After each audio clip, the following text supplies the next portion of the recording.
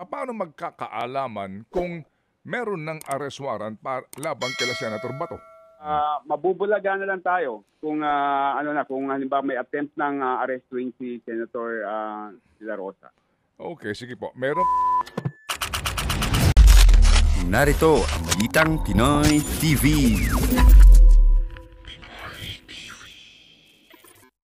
Opo, attorney, dito po sa atin, meron pong sinasabi, di ba, na mga state witness, no? At andito ho ang panuntunan, as we all know, dapat yung least guilty ang pwedeng tumistigo at mapapawalang sala siya at magiging testigo siya ng prosecution. Doon ho ba sa ICC may ganun din?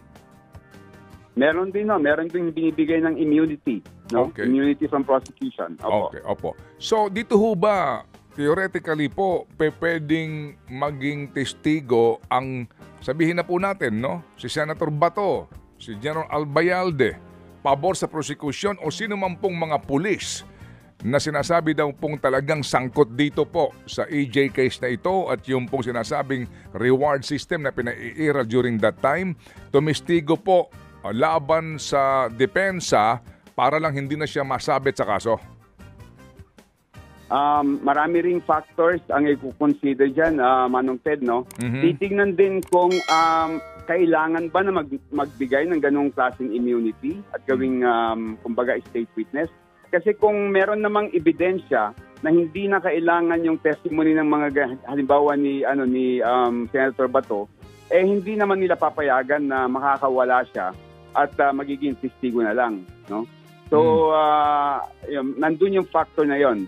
Depende kung talagang indispensable yung magiging testimony at hindi makaka-convict kung hindi magte-testify yung isang katulad ni Senator Bato de la Rosa. Okay. And sir, di ho ba yung arrest warrant ng ICC, ang kapal nito, at saka may nakalagay doon secret, di ba? Nabasa po ninyo. May secret na nakalagay po. Kumbaga, sikreto po yung arrest warrant. Ganun ho ba talaga? Kasi ho, ang aking next question dyan ay, pwede bang ngayon po meron ng arrest warrant talaga labang kila Senator Bato? Sikreto po yung arrest warrant na ginawa nila until na ma-serve. Kaya nga ho nung na-serve na yung arrest warrant, ginawa na nilang public. Kaya nakapost na dun sa may site ng ICC. Ganun yung ginagawa nila kung meron silang assessment na may risk of flight kapag ginawang publiko yung warrant of arrest. Opo. So, paano magkakaalaman kung meron ng arrest warrant labang kila Senator Bato? Tingin ko ho, kagaya ng ginawa nila kay Mr. Duterte, gagawin nilang confidential and secret yan until na i-implement na po yan. So, mabubulaga na lang tayo kung kung halimbawa may attempt ng arrestuin si Senator De La Rosa.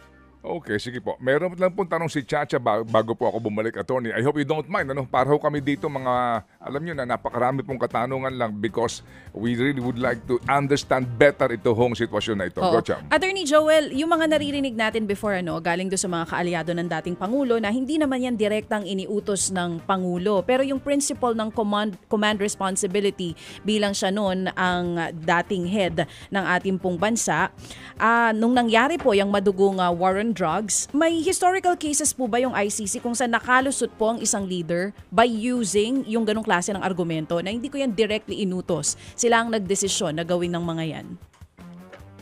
Ang merong mga previous na mga kaso ay walang ebidensya linking yung mga acts ng mga foot soldiers, the men who pulled the trigger, doon sa may nakademanda na head of state, no?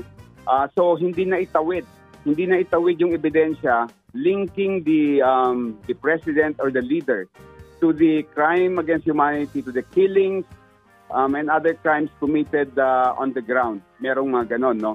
Pero sa atin, alam mo, ang daming sangkatutang na ebidensya, no? Dahil si Mr. Duterte mismo, ang dami niyang salita, no? Yung mga salita niya, in fact, it either happened after a very controversial and a high incident spate of killings or before before killings, no? Talagang makikita mo yung state policy. Merong nga sinight na dalawa doon, yung Korean na namatay sa Camp Crame. Noong kumalat yon, naging skandalo yon, pinigil ni Mr. Duterte yung Tokhang, and then biglang yung pinigil niya implementation ng Command Circular 2016, and biglang tumigil lahat yung medyo sobrang grabe yung tigil ng patayan, even yung mga riding in tandem, no?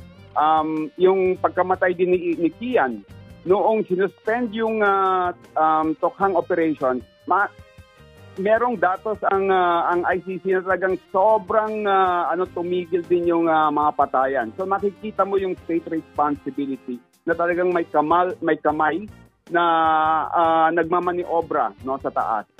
So kitang-kita talaga, madaling i-link yung killings, yung 43 killing incidents na gagamitin nilang sample na maiko-connect mo na talagang there was really a planning, there was really a system, there was really a state policy to use killing as an instrument to deal with the drug problem. Okay. Oo, well said po, Attorney. Attorney Butuyan, matatandaan natin ng first appearance po ng Pangulong Duterte dito sa ICC.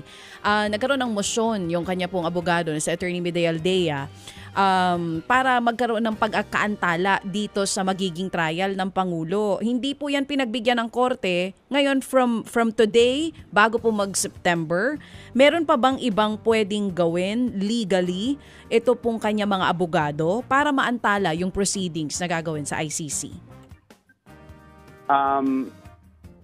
DJ Chacha, yung nangyari noong initial hearing, dinaro ni Judge Motok na 3 lang basically yung dapat mangyayari doon, na hindi naman kailangan ng panahon para mag-usap yung abogado sa kayong kliyente niya, si Mr. Duterte. No? Una, i-confirm lang kung yung naaresto at nakadetain ngayon na tao doon ay si Mr. Rodrigo Roa Duterte. And kinonfirm naman ng former president, dahil sinabi niya yung pangalan niya, sinabi niya yung kanyang date of birth at kung saan siya pinanganak. So na-confirm yun, no? Tapos, pangatlo, binasahan siya ng kanyang mga karapatan, no? Binasahan siya ng mga karapatan. Hindi naman niya kailangan sumagot, no? Dun sa mga karapatan niya kasi sa kanya 'yon, no? Pangatlo, sinet yung date ng confirmation of charges. Kaya na-deny yung motion na i-postpone dahil sinabi ng judges hindi niyan man kailangan mag-usap tungkol dun sa may 3 issue na 'yan. Tapos ang isa pang nakita ko doon, nag-file na pala ng previous motion si Attorney Medea Aldea and na-deny na yung motion niya, no? Notwithstanding the denial, ni-reiterate pa rin niya orally, no? So talagang tingin ko yung pag-reiterate niya orally, it was not directed to the judges dahil dinay ng mga judges, it was directed to the Court of Public Opinion dito sa Pilipinas. Kumbaga, it was a political trial that they were after. Noon po kasing panahon... Pero yung tanong mo, Sige yung po, tanong mo kung meron pang mangyari, ang sinabi ng judge dun sa may proceeding na yun, lahat ng mga sinabi mo tungkol sa illegality ng warrant of arrest, yung jurisdiction ng court, so pwede mong i-file yan after nitong initial hearing and before yung confirmation of charges. So yun yung dapat gagawin nila, no? Magpa-file sila ng challenge on the legality of the warrant, the implementation of the warrant, and the jurisdiction of the court. That's a very given fact, no? Attorney, yun ang kanila talagang bibirahin dyan. Tsaka matanong ko lang, ito. Attorney, dito po sa sa mga nababasa natin, yung iba po na nakakulong ngayon sa detention center, inaabot na po ng mga halos 5 taon, pero hindi pa tapos ang kaso. Di ba sa atin kasi may Supreme Court di ba? Na bagamat minsan po mas matagal din ang Supreme Court. May yung mga ibang RTC pinagsasabihan na bilis-bilisan nyo kasi nga deprivation yan ng speedy trial. Doon ba sa ICC, wala bang ganon? Talagang walang hangganan ito kung kailan maglalabas ng desisyon? Manong Ted, napaka-inherent sa proceedings ng ICC na talaga speedy trial talaga yung nangyayari. Kasi araw-araw yan, minsan 3 consecutive weeks, araw-araw yung hearing mo dyan. Magkakaroon ka ng rest ng 1 week tapos tuloy na naman, no? Doon sa may mga previous cases, saka yung mga nangyaring kaso ngayon, matagal dahil maraming charges. May mga 7 charges pa nga, kaya talagang tumatagal yung trial, no? Pero sa isang panayam kay Judge Pangalangan, dahil siya talagang nag-serve sa ICC, ang tingin niya dahil dito sa kaso ni Mr. Duterte, iisa lang yung charge, crime against humanity of murder. Ang kanyang calculation, mabilis dito, no? It's between 1 year to 2 years. Pwede ngang 1 year daw. Dahil talagang simple lang mag-isa yung charge. Okay, so mas mabilis ito kumpara dito sa ilang ngayon na nakakulong doon na kung saan maliban sa crimes against humanity, may mga war crimes pang kinakaharap, attorney, no? Kumbaga. Tama, oo. Tama 'yon. Opo. Sige, so attorney, sinasabi din po pala, no, na kapag na-convict ka sa ICC, yung pagkukulungan mo para doon sa iyong service of sentence ay hindi mismo sa dahig, kung hindi sa isang bansa na miyembro ng ICC o nakapirma sa Rome Statute. Is that correct? Tama 'yon, Mang Ted. Okay. So ito po sa lahat na nakikinig, ito po ay theoretical lamang. So kung sakasakali pong makonvict ang dating Pangulo, malaking bagay kung miyembro tayo ng ICC para maari siyang dito na lang po mag-serve ng sentence. Meron pong possibility ganun kung mag-miyembro tayo ulit. Pero meron ding condition na dapat yung jail facilities natin should be up to international standards. At tingin ko, hindi papasa yung mga kulungan natin sa international standards, Manong Ted. Maliban na lamang kung ito po ay hospital detention sa ospital, no? Nako, tingin ko hindi magiging hindi magiging pabor yun at makikita nila magkakaroon ng special treatment ang former president. Okay, sige. Go ahead, Cha. Yes po.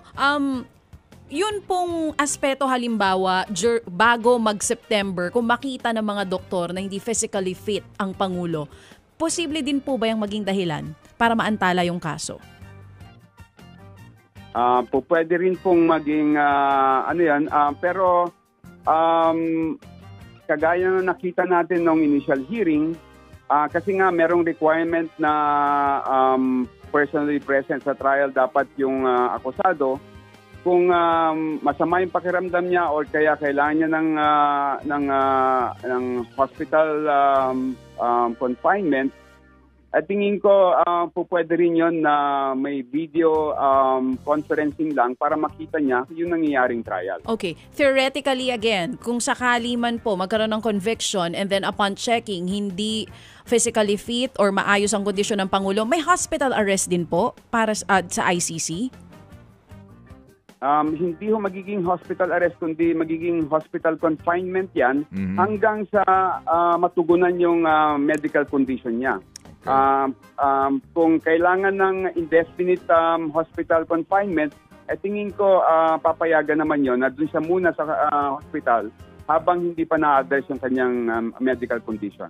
Meron ho bang plea bargaining dito sa ICC, sir? Itong mga inaakusahan, pwede bang kung tingin nila malamang na maging sila, no, mag-guilty ang hatol, na lang po, makipag kasundo sa hukuman para mas mapapaba ang sentensya? Meron din po. Oo. Kasi part yan later on, pagkatapos ng confirmation of charges, babasahan siya ng charges and sasabihin niya kung guilty or not guilty, and pwede rin mag-plea bargain doon. Okay. Meron ho bang kasi usually po din, 'di ba, merong awarding of civil damages dito po sa atin. Na danyos. Meron po. Opo. Doon pa sa ICC may ganun din po. Go ahead, sir. Go ahead po. Meron po, nangyayari po 'yon pagkatapos ho ng conviction, no? Pagkatapos ng conviction, may yun tinatawag na reparation. Yun yung pag-uusapan na yung mga danyos na mapupunta sa mga biktima. Opo. At doon po, wala pong say ang mga biktima dito na, di ba, usually po sa atin dito, yung iba po naghahain din ng civil damages, may hinihingi na danyos. Doon po, ang ICC, judges ang siyang nagdidesisyon? Ang mangyayari po, dapat yung mga biktima, mag-fill up sila ng victims application forms at isasubmit ho yun. Iisa-isahin ho ng mga judges, titignan kung talagang victim nga, either direct or indirect victim. Tapos sa reparations po, yun ho titignan kung ano ho yung nararapat ho na danyos. Opo. Meron ho bang garnishment doon sa kayamanan ng mga inaakusahan dito? Kasi sa atin po, di ba, usually, kapag pending yung kaso, sinasabi mo, baka ibenta na lahat ng ari-arian nito, baka itago na ito, so pupunta ka sa... Ito na nga mga kabalita. Ano na ang masasabi nyo patungkol sa balitang ito? Please comment down below mga kabalita. Pag-usapan natin yan sa comment section. At kung di ka pa nakasubscribe sa ating channel, baka naman